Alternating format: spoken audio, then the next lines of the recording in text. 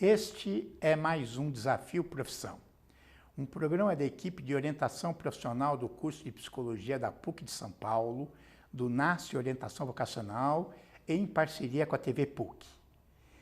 E agora falaremos sobre um tema importante, as engenharias. E para isso, conversaremos com o Gil Andere da Silva, que é graduado e tem doutorado em Engenharia Química pela Poli, da USP. É pós-doutor pela Georgia Institute of Technology nos Estados Unidos e atualmente é professor no Departamento de Engenharia Química da Escola Politécnica da USP. Eu agradeço a sua presença. Eu que agradeço o convite. Poderíamos começar com um caso, uma situação engraçada a respeito da profissão. Um caso real que eu poderia relatar, ocorrido na minha casa. Minha esposa é médica e ela, com alguma frequência, ela disse: "Pô, vocês engenheiros são muito quadrados, muito chatos, principalmente nas suas explicações." E constatamos, para quem conhece a região, quando ela vai explicar para algum amigo que vai lá em casa, ela diz: vai pela Avenida Doutor Arnaldo, passou o viaduto sobre a Sumaré, entra à esquerda na Heitor Penteado, entra na primeira direita e primeira esquerda. E os amigos dela se perdem pelas ruas tortuosas do Sumaré. Quando eu explico, eu digo: vai, passou o viaduto, entra à esquerda na Heitor Penteado, entra na primeira direita. A primeira direita é como se fosse um Y de perna muito curta e braços bem abertos. A minha rua é o braço esquerdo do Y.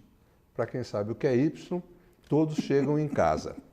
Mas, perdão. Então, a partir daí, comparando os raciocínios, o engenheiro, classicamente, ele tem um raciocínio mais lógico. Sem dúvida, porque o engenheiro mexe com a nossa realidade física, no seu amplo espectro. E por isso, ele tem que fazer este raciocínio lógico, porque esta realidade, com algumas exceções, ela é muito linear, né? Então, o que permite ao engenheiro fazer a sua atividade.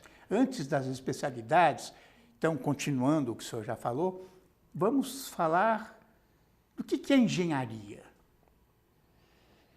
O que significa, de fato, esse termo? Se você for à literatura, você vai encontrar diversas definições de engenharia.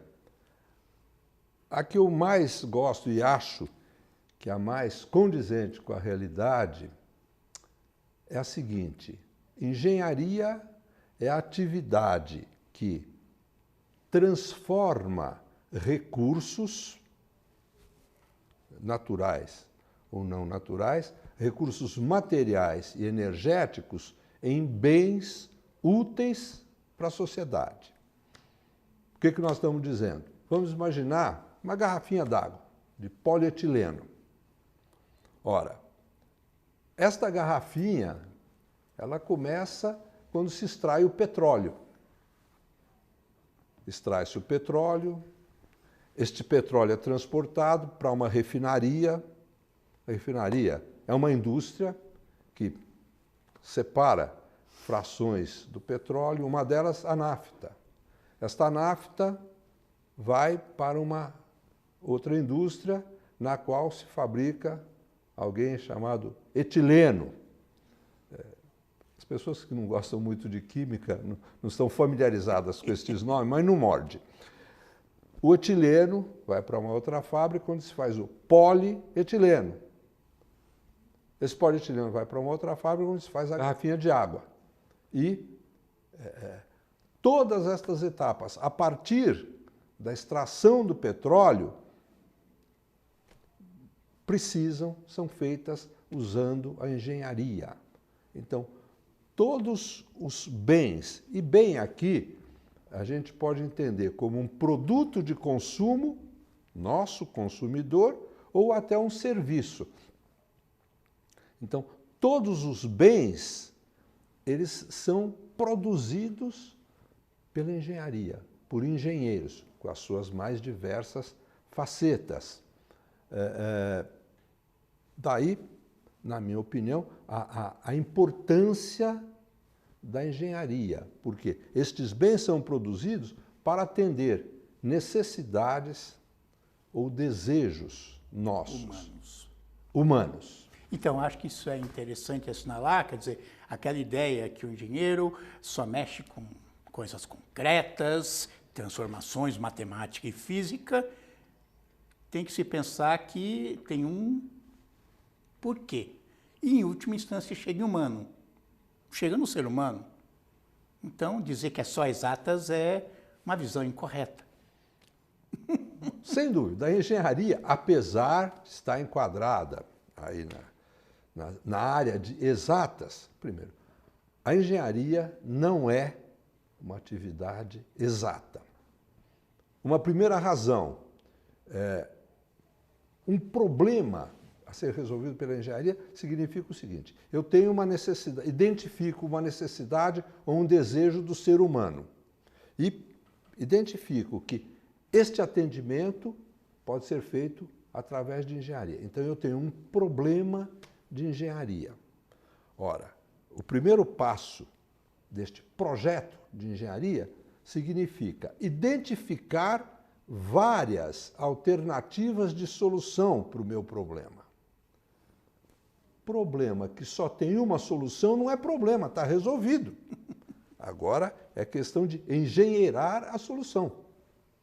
Identifico diversas alternativas, aplicando critérios técnicos, econômicos e, hoje, sem dúvida, de sustentabilidade, eu seleciono a melhor solução.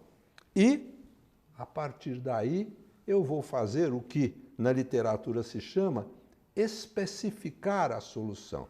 O que nos meios de ensino de engenharia, alguns colegas professores e a maioria dos alunos chamam fazer o projeto.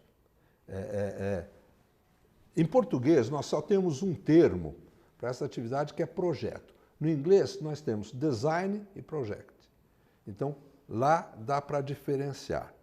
Eu estou fazendo um projeto de engenharia a partir do momento que eu identifiquei uma necessidade. Agora, o projeto, o cálculo, eu vou fazer quando eu selecionei, dentre várias alternativas, subjetivamente com critérios, a solução. Então, a engenharia não é exata até por se caracterizar por um conjunto de alternativas de solução. Eu posso optar por uma, você por outra, ambas viáveis. E, além disto, a matemática, física e, em alguns casos, a química, que são fantasmas que assustam alguns candidatos à engenharia, ou, por outro lado, o meu filho é bom em matemática, vai ser engenheiro. Isto está mudando. Mas estas três matérias são necessárias, a física e a química, porque são ciências naturais e o engenheiro que vai mexer com este mundo da natureza, ele precisa conhecer fundamentos dessas ciências. E a matemática é uma ferramenta necessária e importante para que nós, engenheiros, façamos o modelo da realidade que eu quero fazer, é um modelo matemático que simula aquela realidade. E para esta modelagem, é importante que eu tenha a ferramenta matemática, as equações matemáticas. E se me permite um comentário, Silvio, a gente tem exemplos ao longo da história de estudantes, por exemplo, que acabam desistindo da engenharia porque se assustam com o volume de matemática, a disciplina cálculo. E, infelizmente, a gente observa que tem alguns colegas professores para os quais a matemática, o cálculo, é um fim e não um meio de resolver um problema físico. Temos, só complementando, uma notícia que é a faculdade responsável pelo maior número de evasões dos cursos de engenharia, chamada Cálculo 1. Né?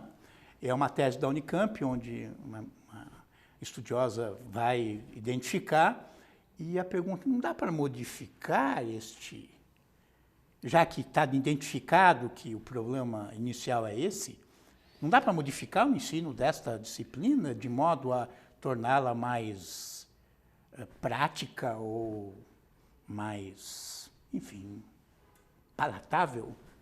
Eu vou dar um exemplo, Silvio, que vivido por mim. Eu sou bem antigo, estou bem conservado, mas eu sou muito antigo. Então, eu vivi isso. Quando eu fiz o curso de engenharia na Escola Politécnica e até início da década de 70, quando nós tivemos uma reforma universitária grande na Universidade de São Paulo, até lá, todas as matérias do curso de engenharia eram dadas por professores da Escola Politécnica. Portanto, cálculo, física, química, eram dadas por engenheiros. E, talvez até instintivamente, ao ministrarem estas disciplinas, eles deixavam aquela conotação de engenheiro. Com a reforma universitária... exemplos práticos. Exatamente. Conseguiam relacionar da concretamente. sua vivência, até muitos pela vivência como engenheiro. A reforma criou os institutos básicos de Química, Física e Matemática. Então, estas disciplinas hoje são oferecidas, particularmente de matemática, por matemáticos, que, claro, tem o viés quase mais do cientista. E daí é algo frio e que assusta. Nós, com alguma frequência, discutimos isto no nosso departamento, se haveria possibilidade de um acordo para voltar exatamente isso que você está falando. Porque o cálculo, por exemplo, assusta. Muito, né? Assusta muito. Eu acho que no meu escritório, os alunos que querem reputar de engenharia, a reclamação básica é essa: não dou conta deste cálculo. Vamos falar nas especialidades? Existem muitas especialidades em engenharia, o que torna concretamente difícil escolher uma especialidade. E os vestibulares nas escolas de engenharia mudam. Às vezes já pediram a entrada em engenharia para depois ocorrer escolhas mais tarde de acordo com as notas, o que gerava uma série de outros problemas. E, às vezes, especificamente numa especialidade, hoje, da USP, principalmente, está mais... Está uma média desses dois processos. Como se lida com isto? Bom, primeiro, opinião pessoal. Claro. Eu acho, um termo leve, um absurdo a nossa realidade hoje de ensino de engenharia. Há 2 ou 3 anos atrás foi feito um levantamento e, na época, existiam reconhecidos e registrados no Ministério da Educação 153 especialidades de engenharia. Uau! Isto primeiro. Na USP são umas 30, é isso? 23, eu acho. Bom, é que você tem as ênfases. Sei. Mas eu diria 14. Agora, isto primeiro é uma agressão ao país, ao nível econômico, social do país. Porque mesmo escola particular ou escola pública, tem um custo formar estes profissionais. E esta especialidade significa que muitos deles, dependendo da especialidade, se não tem o mercado de trabalho, vão virar suco. Não sei se você se lembra, Sim. Há anos atrás, um colega da escola política virou suco, ele punha o diploma dele lá no... Aliás, um bom suco. No bar. Isso, na suqueria dele. Então, primeiro, eu tenho esse ponto de vista. Adicionalmente, traz este problema que você falou. A dificuldade do jovem escolher uma especialidade. Isto, acho, eu não tenho uma pesquisa, fazendo com que algum jovem acabe indo para uma especialidade que não era bem aquela, mas aquela tem vaga. Bom, no meu entendimento, eu estaria na outra ponta, e nós temos exemplos no exterior em que ocorre algo semelhante, teríamos, digamos, pelo menos 2 engenharias. Uma que eu chamaria civil, na falta de um nome melhor, que seria a engenharia, voltando ao conceito de engenharia, que transforma recurso natural em bem útil para a sociedade.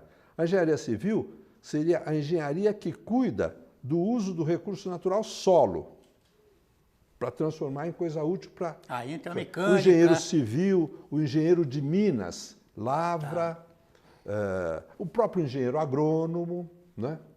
E o outro ramo que eu chamaria de indústria, de engenheiro industrial, que transforma recursos materiais e energéticos em bens úteis para a sociedade. A gente tem a própria Escola Politécnica, quando fazia esta opção, entra no curso de engenharia e depois opta, nós tínhamos 4 grandes áreas de engenharia. Aliás, o Ministério da Educação, em década de 70, tinha isso. Nós tínhamos área civil, mecânica, elétrica e química. 4 grandes áreas. E destas derivavam algumas especialidades já disponíveis no mercado. Por exemplo, na área de química, grande área química, que é a minha área, nós tínhamos engenheiro químico, engenheiro de alimentos, engenheiro de materiais, engenheiro têxtil, modalidade química.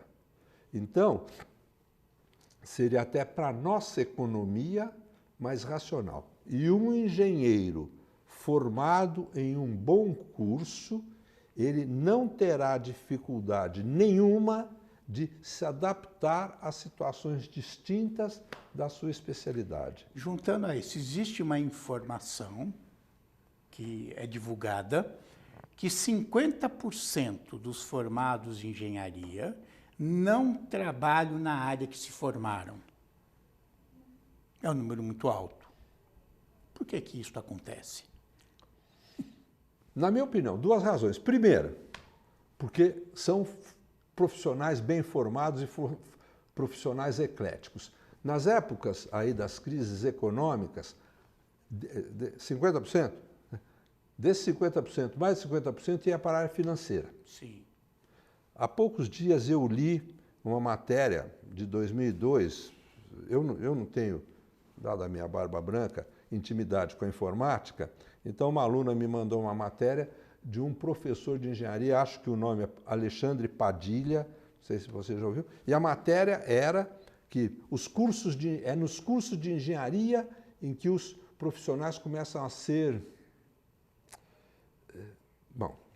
depreciados, alguma coisa assim. E ele faz considerações. Porque na medicina o aluno entra e já vê o professor todo de branco, né?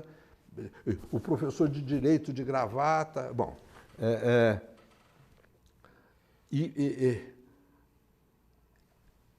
este raciocínio deste indivíduo, eu até respondi, fiz alguns comentários em relação à fala dele, porque o curso, claro, ele tem influência, nós precisamos melhorar. Agora, um outro comentário que eu fiz, quando ele fala isto, do estudante de engenharia, obviamente se reflete no profissional, eu fiz um comentário com ele. Eu gostaria que se fizesse uma pesquisa no Brasil para identificar cargos públicos, presidente da República, governadores, prefeitos, ministros, e fora desta área, como é que é? CEO, né, o termo? Presidente. Nós temos uma mania de usar siglas. Presidentes de grandes corporações, sem dúvida, os engenheiros ocupam mais de 50%. São profissionais que estão formados e capacitados para ocupar estes cargos. Nós temos hoje, por exemplo, o presidente da FAO, o braço agrícola da ONU, é um engenheiro brasileiro. Então, esta diversificação provavelmente se deve principalmente à qualidade do profissional que nós temos na engenharia. Quer dizer, não é um erro de escolha. A sua hipótese é que, com a trajetória profissional, ele vai ocupando outros espaços pela sua própria formação. Sem dúvida. Há um tempo atrás, quem lidava com a empresa vivia um problema na progressão, né, dos engenheiros, que os engenheiros iam fazendo sua carreira em grandes corporações. Eu vivi isso numa grande corporação. Chegava um momento que não tinha mais para onde ele ir. E quando ele estava bom, tecnicamente falando, ele se deslocava para a parte administrativa e gerencial. E aí algumas empresas inventaram a carreira em Y, que se dizia que ele conseguia a mesma progressão salarial e de prestígio se mantendo técnico. Mas essa discussão acabou. Né? Quer dizer, não se faz mais. Eu vivi isso. Eu trabalhei um pequeno período, nunca saí do tempo parcial na escola, um período, e lá na organização eu falei, nós estamos perdendo um excelente técnico e não sei se ganhando um bom administrador. E aí, tempos depois, apareceram essas carreiras em Y. Vamos falar da necessidade. Eu estava lendo alguns materiais que dizem a Confederação de Indústria fez um cálculo na época boa da economia, alguns poucos anos atrás, 2013, que o Brasil precisava formar 220 mil engenheiros até 2020. E que o Brasil forma pouquíssimos engenheiros em comparação com Estados Unidos, China, Japão, o número é muito pequeno. Esta previsão se mantém hoje com a crise econômica ou não? Eu não vou responder, porque se eu responder, vão me convidar para ministro. Porque isso depende para onde nós vamos. Uma coisa eu tenho certeza, Silvio, independentemente desta crise, nós vamos sair dela. Claro, temos. Vamos sair. Mas o que mais me preocupa, e aí eu acho importante os jovens que estão nos ouvindo, que optarem pela engenharia, nós vamos precisar muito de engenharia no quê? Como nós e todo o planeta decidir enfrentar a crise que eu chamo da sustentabilidade, o planeta vai ter que enfrentar essa crise globalmente. E, como em grandes crises globais, não é fácil. Muitas vezes se resolve com guerra, esta eu não tenho caminho, mas nós vamos enfrentar. E não tenha dúvida de que a sociedade que sair desta crise, da sustentabilidade, vai ser uma sociedade diferente desta. Isto, tem dois autores que eu li recentemente que falam isso. Um, Paul Gilding, alguma coisa assim. Este indivíduo, ele foi presidente do Greenpeace, se preocupa com isso há muito tempo. Ele faz esta consideração, o livro chama-se A Grande Ruptura, e ele mostra, vamos sair da crise. E diz, eu sou otimista, a sociedade que sair dessa crise vai ser uma sociedade melhor. E o outro autor, que eu chamo de Chico, é o Papa Francisco, que soltou uma encíclica impressionante. Gente, o discurso é muito semelhante ao do Paul. E nós temos que mudar, basicamente, a nova sociedade não consumista. Temos que ter uma sociedade não consumista, porque esta crise que envolve meio ambiente, mas é fundamentalmente econômica, aí é que vai explodir, porque a nossa estrutura econômica hoje está baseada no consumismo. Eu não sei se você já ouviu a expressão, como é que é? Obsolescência programada. Claro. A indústria hoje produz um produto para durar 2 anos. E o engenheiro faz esse cálculo. Exatamente. Desculpe, mas isto aqui, eu não sei onde é que está, é um absurdo, né? Tem que mudar de 6 filha, meses. Pai, me compra o número 4. Mas, filho, não, mas é que saiu o 4. Isto vai acabar. E o engenheiro vai ter papel preponderante na construção dos bens que a nova sociedade vai consumir. Então, eu te diria que temos dados, bom, o PAC 1, então vai precisar de tantos engenheiros.